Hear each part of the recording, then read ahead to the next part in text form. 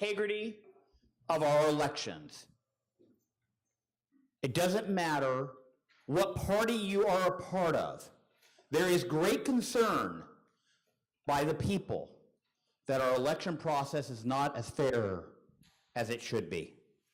Right now, according to MIT, the state of California has the third worst elections in the United States of America. That is a scientific, data-driven study of every state in the union. And it has been determined that that California is third worst in the United States. Now, I said the issue of election integrity is not a partisan issue. So if you would, let me explain. On the right, there's a guy who lives at 1600 Pennsylvania Avenue. He has a cell phone, and on that cell phone is an app called Twitter. And using that app called Twitter, he tweets about non-citizens casting illegal ballots. And thus, on the right, they're concerned about non-citizens casting votes, contrary to the federal law, California Constitution. Now, over here on the left, if you remember in November of 2016, it was Jill Stein who raised millions of dollars so that there could be a recount of the ballots in Michigan and Wisconsin, because there were a lot of people who were concerned about the integrity of the elections and whether the machine totals given were actually what the votes were done. Now, I happen to be one of the first attorneys that was flown into the state of Wisconsin to do the presidential recount. I actually stood in a room sometimes 16 hours in a day just watching the manual recount of the ballots to make sure that there is integrity in the process. It doesn't matter what side of the aisle you are on, there is concern about the integrity of our process.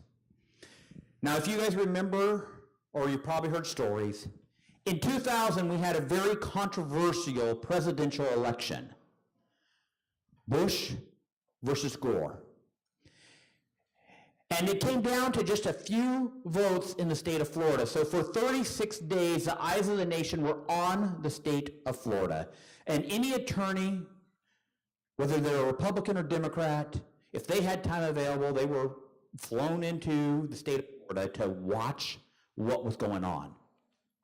Now, what is interesting, regardless of what side of the aisle you are on, what ended up happening because of so many attorneys watching the recount of the ballots, it became a de facto audit of the election systems. And because of that, the legislature was able to pass some new laws. Now, here in the state of California, we have a Secretary of State who thinks he is above the law. There are people on the right who are concerned about the integrity of California elections, and they've asked to audit our elections, and the Secretary of State has refused. Over on the left, in 2016, Bernie Sanders people down in San Diego, they were looking at the election results, and they said, look at this.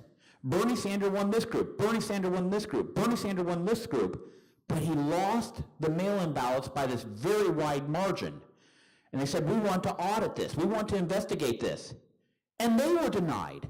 The Secretary of State has chosen not to let anybody to audit the process, thus ensuring that nobody, regardless of party, feels confident that the Secretary of State is actually following the law in counting our votes.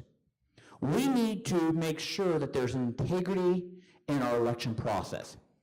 You vote for your congressman, you vote for your assembly member because they could pass legislation. But you vote for your Secretary of State because they're the ones who are supposed to enforce the laws, enforce the election laws, making sure that we have integrity in our system. As I mentioned earlier, I am an election law attorney. Just yesterday, I was down in Orange County and I did a Facebook Live in front of a motel that had 25 people registered to vote. Why is that a problem? Because our law says you are only allowed to register to vote at your residence, and a business, a hotel, by law, is not a residence. You want to know what else was a problem? That hotel's been closed for several years. It was boarded up. So that appears to be fraudulent voter registrations. It's been known about for a long time, but nobody was doing an investigation to remove bloated voter rolls, fictitious voter registrations. I'm going to be your Secretary of State because I don't care what your party is. I care about you feeling confidence that there's integrity in our voting process.